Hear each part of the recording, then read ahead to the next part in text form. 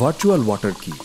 জিন্সের তৈরি প্যান্টের কথাই ধরা যাক। এমন একটি জিন্স প্যান্ট বানাতে লেগে যায় ৮,০০০ লিটার পানি, যেটা ৫৩টি পানি ভর্তি বাথটাবের সমান। কিন্তু কিভাবে? অধিকাংশ পানি খরচ হয় তুলা উৎপাদনে। বৃষ্টি যদি না হয় সেক্ষেত্রে তুলা খেতে জরুরি ভিত্তিতে সেচের ব্যবস্থা করতে হয়। আর তুলাকে জিন্সে পরিণত করতে রং করা, ব্লিচ করা ইত্যাদি প্রক্রিয়ার ভেতর দিয়ে যেতে হয়, যাতে করে অনেক পানি দূষিত হয়। ভার্চুয়াল ওয়াটার হলো সেই পানি যা উৎপাদনে ব্যবহৃত হয় ঠিকই, কিন্তু প্রত্যক্ষভাবে তা দেখা যায় না। ১ কিলোগ্রাম কফি পেতে ব্যবহৃত হয় ১৯,০০০ লিটার পানি। টমেটোর পেছনে খরচ হয় ১৮৪ লিটার পানি। ১ কিলোগ্রাম গরুর মাংসের জন্য প্রয়োজন হয় ১৫,০০০ লিটার পানি। পর্যাপ্ত পানির মজুদ আছে যেসব দেশে, সেখানে পানির এমন অতিরিক্ত ব্যবহারে কোনো সমস্যা নয়, যদি না এর একটা বড় অংশ দূষিত হয়ে পড়ে। কিন্তু অনেক অঞ্চলেই পানির ঘাটতি রয়েছে।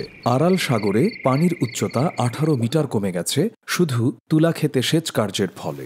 এতে করে উজবেকিস্তানের একাংশের মাটি লবণাক্ত হয়ে গেছে এবং বিষাক্ত পতিত জমিতে পরিণত হয়েছে। টমেটো চাষ হয় স্পেনের দক্ষিণাঞ্চলের শুষ্ক প্রান্তরে, বড় বড় গ্রিনহাউসের ভেতর পাইপের মাধ্যমে পানি সরবরাহের মাধ্যমে। আর ব্রাজিলে সুপেয় পানির তীব্র অভাব থাকা সত্ত্বেও সেখানকার বিস্তীর্ণ কফি খেতে পানির কোনো অভাব হয় না।